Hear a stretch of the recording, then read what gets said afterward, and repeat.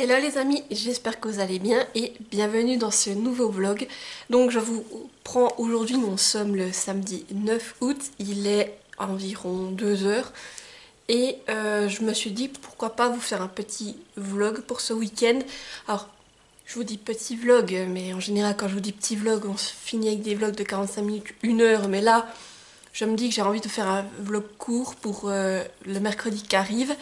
Et je me suis dit que ce serait intéressant de vous reprendre justement pour aussi vous parler de comment certaines situations ont évolué et tout simplement qu'on passe un petit moment ensemble et un petit moment détente, tranquille, profiter de l'instant présent. Alors oui, nous sommes de nouveau en période de canicule, ça a commencé hier et je vous avoue que depuis hier j'ai pas beaucoup lu, j'avais chaud. Et aujourd'hui, alors il fait 34, à l'intérieur heureusement on a réussi, contrairement à début juillet, à garder quand même le frais. Mais le meilleur endroit pour être au frais, ça risque quand même d'aller au bord d'un étang ou d'une rivière. Donc on a décidé avec chérie qu'on irait faire une petite marche au bord d'un étang quand même pour pouvoir un peu marcher, même si malgré la canicule, quand même un peu bouger. Et qu'ensuite on irait se poser au bord de l'étang. Donc on part tout à l'heure, donc je prendrai avec moi. Et après, pendant le moment où on sera posé, le but c'est que je puisse un peu lire au bord de l'étang. Et je voulais aussi vous reparler, pour ceux qui ont regardé le dernier vlog, vous avez vu que mes vacances ont été quelque peu mouvementées suite à un incident qui arrivait avec mon ordinateur. Et vous étiez beaucoup à m'écrire que oui, effectivement, ça vous était aussi arrivé, à me raconter vos histoires. Donc merci beaucoup, euh, en tout cas pour tous vos commentaires. Et je voulais un peu donner suite parce que certains m'ont demandé aussi où c'est que ça en était. Alors, sachez que ça a pris du temps. Que moi au départ, aussi au bout d'un moment, plus le temps passait, plus je me suis dit mais je vais jamais être remboursée pour cet ordinateur parce que j'attendais les réponses de l'assurance. J'ai dû renvoyer plusieurs fois des documents, voilà, pour l'assurance. Et au final, il y a une semaine, j'ai appris que effectivement l'assurance allait me rembourser et ils m'ont remboursé la valeur à neuf de mon ancien ordinateur. Donc vraiment j'ai été surprise en bien parce que comme je vous dis, moi plus ça allait, plus je me suis dit mais ils vont rien me redonner. Et j'ai eu le temps de me débrouiller pour en racheter un. Et donc alors j'ai attendu, voilà, vu qu'il fallait quand même que j'ai la réponse pour savoir ce que j'allais faire. Alors j'attendais, en attendant j'ai trouvé une solution. On va dire j'avais gardé mon ancien écran d'ordinateur que j'ai branché sur l'ordi qui a subi l'accident. Et je travaillais comme ça, même si on va dire mon ancien écran d'ordinateur a plus de 10 ans, donc le confort visuel c'était pas ça. Donc je pouvais travailler moins longtemps sur mon ordi, mais quand même je pouvais quand même faire mes chroniques ou faire mon travail. Et c'est vrai que j'ai pris un peu de retard vis-à-vis des trucs chroniques à ce niveau-là, mais je me rattrape gentiment. Donc voilà, quand j'ai appris la nouvelle, j'étais vraiment contente. Entre-temps, le nouvel ordinateur est arrivé. J'ai repris exactement le même type d'ordi que ce que j'avais, c'était un tout en un 27 pouces. Et c'est la même marque, donc niveau ordinateur, je travaille sur du HP. Donc voilà, le nouvel ordinateur est arrivé, j'ai pas encore fait le transfert parce que voilà, je voulais terminer certaines choses sur l'ancien ordi et ensuite vraiment les brancher les deux.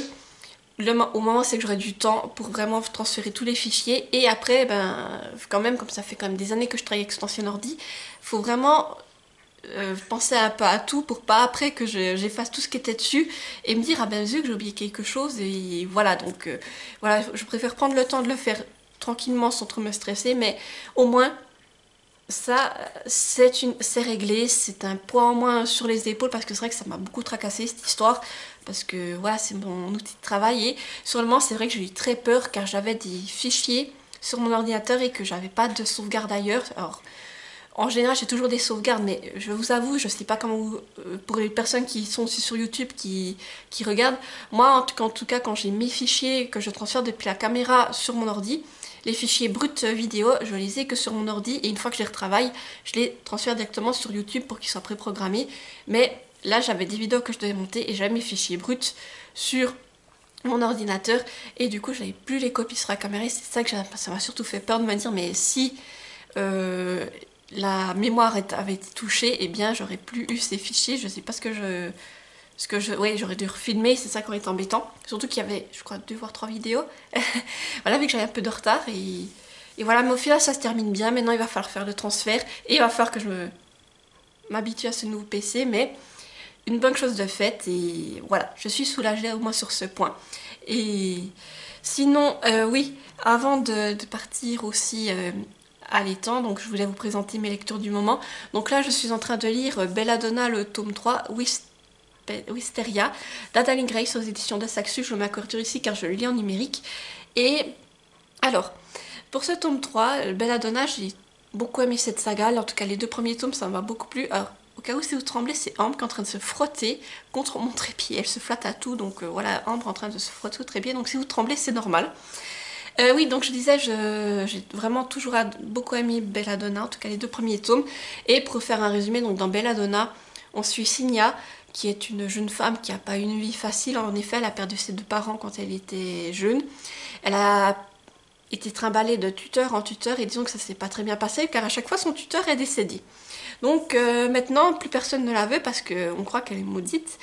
Et Signia va pouvoir aller vivre, on va dire, chez une famille qui lui reste, c'est son oncle.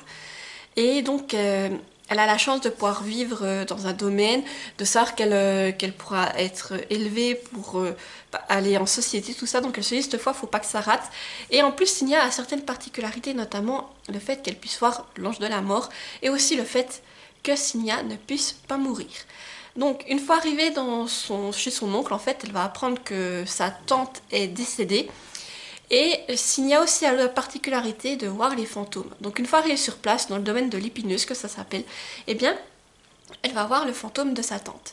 Et elle va découvrir que sa tante n'est pas morte d'une cause naturelle, en fait, qu'elle a été assassinée. Signia va aussi se rendre compte que sa cousine est malade et qu'il se pourrait bien que quelqu'un en veuille à cette famille. Donc elle va commencer à mener une enquête pour découvrir ce qui arrive à sa famille et essayer de découvrir qui leur en veut. Et pour cela, il se pourrait bien qu'elle ait besoin de l'ange de la mort pour de l'aider. Donc voilà pour le speak du tome 1. Donc vous en doutez, dans le tome 3, on a fait pas mal de chemin.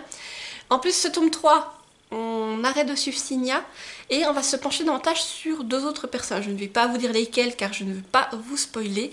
Mais disons que là, j'en suis à 60% au niveau de la lecture. J'aime beaucoup.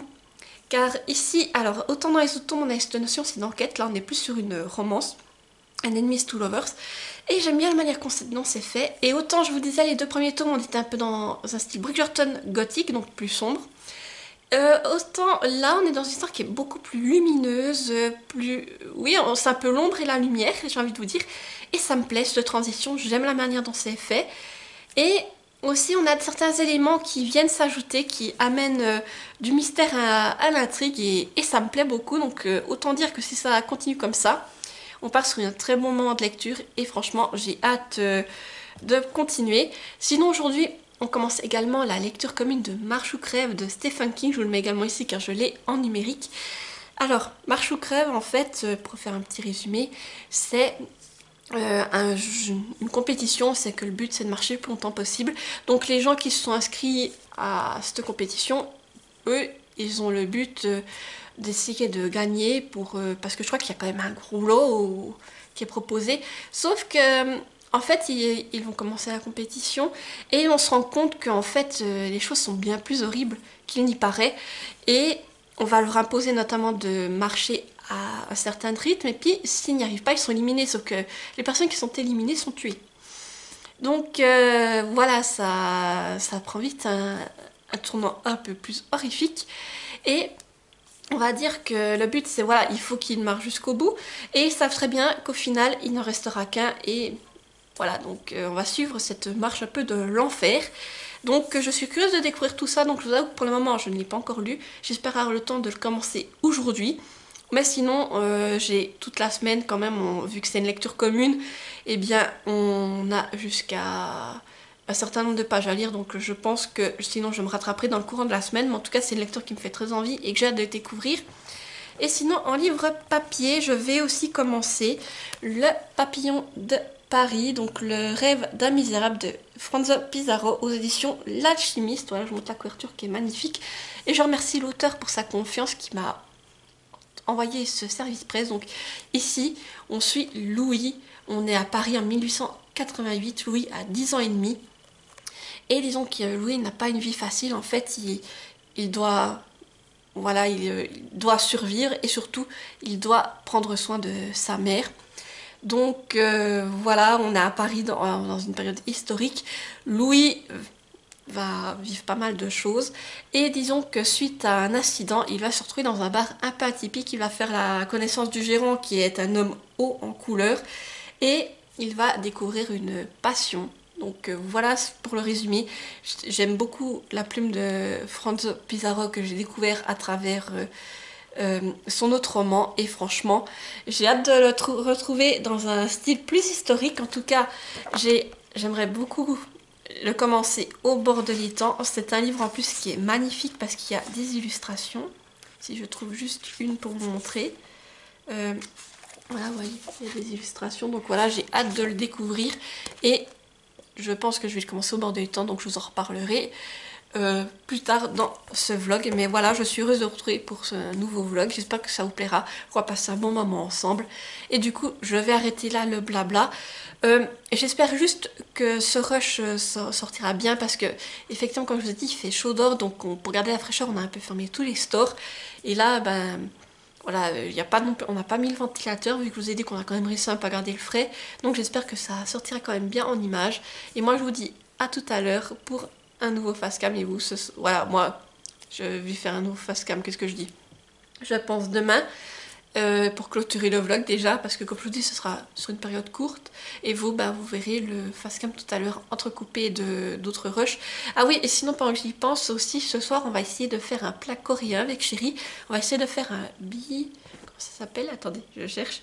Un bibimbap. Voilà.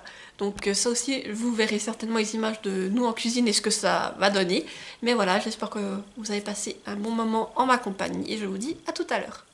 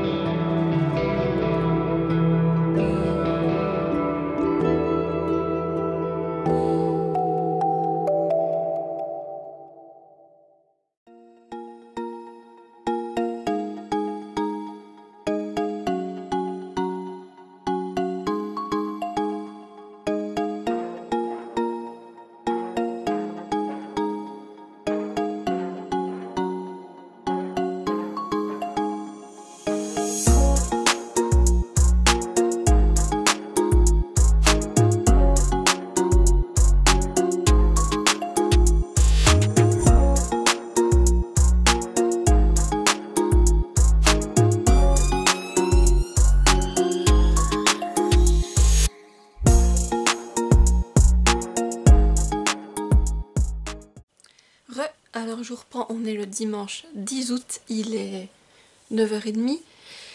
Comme je vous avais dit, je vous reprends pour clôturer ce vlog. Alors hier, comme vous avez pu le voir, nous sommes allés aux étangs, j'ai un peu lu. Et aujourd'hui ça a été vraiment journée chill comme tous les dimanches. Ce matin j'ai visionné quelques vidéos YouTube, je vous ai mis des rushs.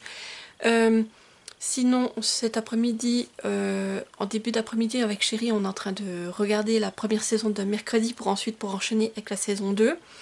Donc là on vient de la reprendre, hein. On a commencé l'épisode 1, c'était vendredi, et aujourd'hui on a regardé l'épisode 2. Et sinon après on est revenu chez moi pour aller à la piscine, et après on a passé du temps avec les différents animaux, et ce soir on a fait des grillades avec ma famille comme il faisait beau. Et d'ailleurs, si vous entendez du bruit, en bas ils sont aussi en train de revoir la première saison de Mercredi. Donc voilà, au cas où si vous entendez du bruit ou des rires, c'est eux qui sont en train de regarder la télé en bas. Mais voilà, donc journée chill, j'ai profité de la piscine, ça faisait du bien par cette chaleur. Après un peu de lecture aussi, des petits moments avec les animaux. Et sinon là j'ai fait un petit moment de coloriage encore devant quelques vidéos YouTube. Et mais là je vais sinon me reposer pour aller lire. Alors au niveau de mon avancée dans mes lectures, alors pour ce qui concerne le Papillon de Paris, le rêve d'un misérable de François Pizarro, je vous avoue j'ai lu un chapitre hier au bord des étangs. Car alors déjà ça me plaît ce que je lis, de retrouver la plume de l'auteur, vraiment ça me plaît. J'ai apprécié aussi les illustrations, je vous en avais montré une, mais il y en a une autre qui est vraiment magnifique. Voilà, je crois que je vous l'ai montré en rush, mais celle-ci elle est sublime. Et après, alors pourquoi est-ce que j'ai arrêté? C'est parce qu'en fait je suis prise dans le tome 3 de Belladonna et j'avais envie de poursuivre, mais après je vais me tourner vers celui-ci quand j'aurai fini le tome 3 de Belladonna, car là aussi je sens que je vais passer un agréable moment de lecture, et franchement je reste dans le contexte un peu historique, ça me plaît. Et voilà, donc j'ai hâte aussi de me replonger là-dedans. Mais ce sera ma prochaine lecture, en tout cas voilà, j'ai hâte, et vous le verrez passer prochainement. Pour vous je pense que ce sera dans le prochain point lecture de toute façon. Et sinon effectivement j'ai vraiment avancé dans Belladonna. Alors Belladonna, j'en suis à 95%. Pour tout vous dire, j'ai dû arrêter parce qu'on allait manger. Et si j'avais pas dû m'arrêter, je pense que je l'aurais terminé. Et après je me suis dit, bon je reprends pas la lecture tout de suite, je colorie un petit coup. Mais, alors, comment vous dire? Alors déjà, Belladonna, ce que je peux vous dire, un truc d'élément que j'aime beaucoup dans ce 3e tome, c'est qu'on a un animal qui vient régulièrement. Il s'agit d'une renarde, et j'adore cet animal quand il fait ses apparitions. Et disons que là, comparé à l'autre fois c'est que je vous ai pris, eh bien disons que il y a un élément qui s'est passé. J'avais une hypothèse, je me suis dit c'est possible qu'il y ait ça qui arrive, et je ne me suis pas trompée. Alors, même si j'avais anticipé, ça ne m'a pas déçu, et là il y a beaucoup d'autres aussi événements qui se sont déroulés, ça s'enchaîne, et là ce qui vient d'arriver, ça m'a vraiment voilà, et vraiment j'ai ressenti beaucoup d'émotions, on va dire. Sur le moment ça m'a vraiment pris aux tripes, comme j'ai envie de le dire, et ça fait un mois que ça m'était plus arrivé. Et là j'ai envie de savoir comment ça va se terminer, car vraiment j'adore. C'est une très bonne lecture, je dirais même, si je réfléchis, parce que le tome 2 était très bon, j'avais adoré le tome 2, mais le tome 3, franchement, je le mettrais presque au-dessus. Alors certains ont dit qu'ils avaient moins apprécié, moi c'est l'effet inverse. Alors oui, on nous enlève effectivement cet effet enquête, mais on s'axe sur la romance, et cette romance qu'on nous propose, moi elle m'a fait, j'ai envie de dire, vous savez quand vous avez des papillons dans le ventre, que vous vous sentez bien. J'ai voyagé, j'ai passé des bons moments, et franchement, je pense que pour l'été, même si à certains moments c'était plus dans une période hivernale, qu'est-ce que je raconte, mais ça m'a plu. J'ai voyagé, je me sentais bien, j'ai aimé les personnages qui me sont proposés, et là j'ai adoré comment ça va se terminer. Mais franchement, si ça continue comme ça, je me dis qu'on n'est pas loin du coup de cœur, et ça fait que j'ai un moment que j'ai plus de coup de cœur, et là franchement, voilà, j'ai hâte, et je pense que vu pour ce qui me reste, je vais le terminer ce soir, quoi. voilà, je ne vais pas me coucher sans avoir savoir la fin de Belladonna, et ça fera une saga de terminée pour le coup. Et sinon, ben, pour Marche aux Crèves, je reviens vite dessus, car je ne l'ai pas commencé pour le moment. Donc si ce soir je termine Belladonna et qu'après, selon l'heure qu'il est, j'ai encore envie de lire, je lirai peut-être 1 ou 2 chapitres encore de Marche aux Crèves, quand même pour avancer un peu dans la lecture commune. Et sinon, je voulais vite revenir avec vous sur ma pile à lire de l'été. Vous savez, je fais pour chaque saison, je fais des piles à lire. Et je vous avoue que la pile à lire de l'été, elle est un peu mal barrée. Au cas où, si vous ne l'avez pas eu, je le remets dans un petit i. Mais en fait, j'avais mis Le Trône des Sept Îles d'Adalyn Grace. C'est la même autrice que Belladonna.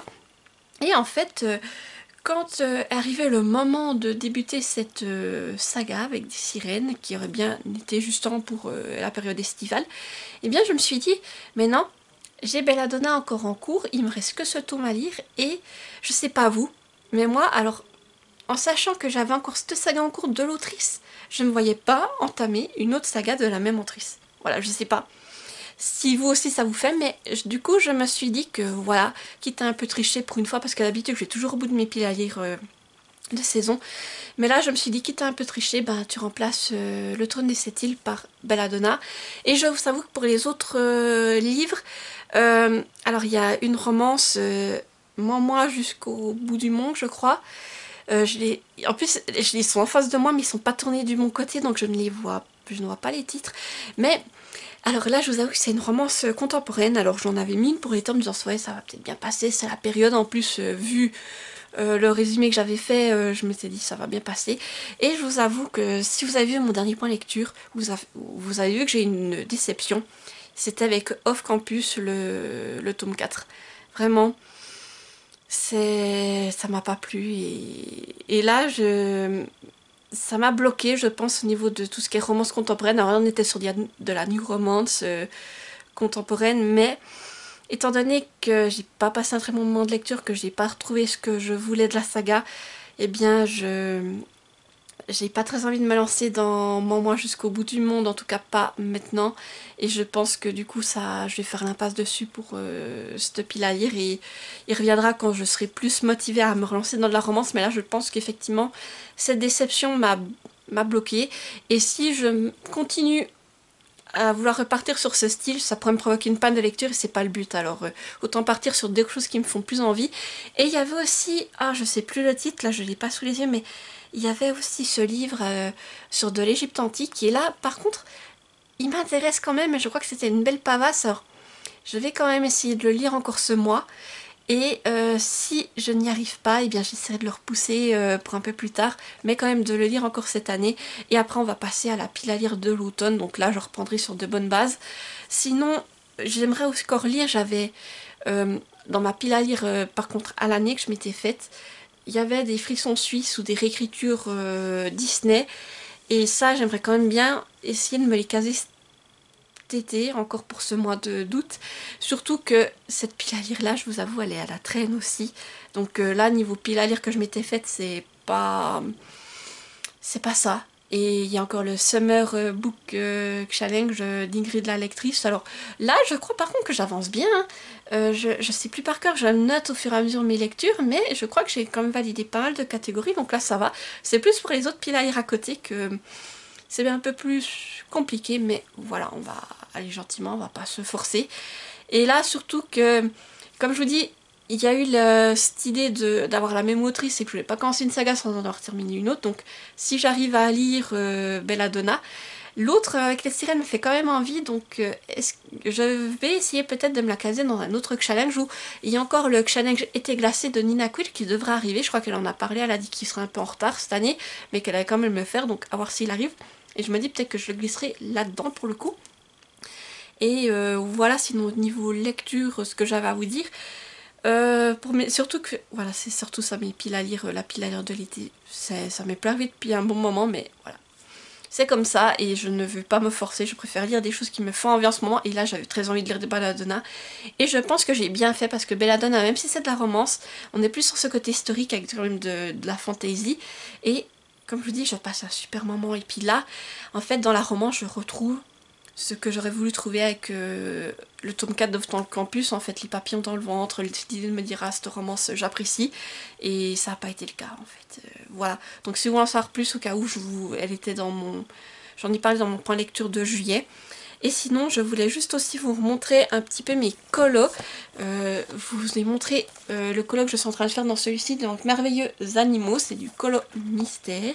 Alors là, je fais un colo vraiment en lien avec la saison, donc un dauphin. Vous voyez, j'ai encore peu avancé ce soir. Donc celui-ci, je le fais au feutre acrylique.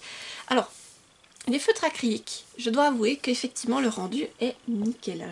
Vous voyez, voilà, c'est vraiment nickel. Je passe 2 couches. Et vraiment on a rendu peps, vraiment nickel.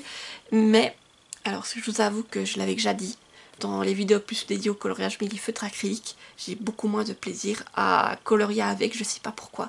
Mais j'ai moins de plaisir qu'avec mes autres types de feutres. Et même si le rendu est génial, je vous avoue que j'ai beaucoup moins de plaisir à faire celui-ci. Alors après, j'aime en faire quand même un de temps en temps, un totalement à l'acrylique, où j'aime varier, faire ce que j'appelle des coloriages hybrides avec de l'acrylique, mélange acrylique, feutre à eau, etc.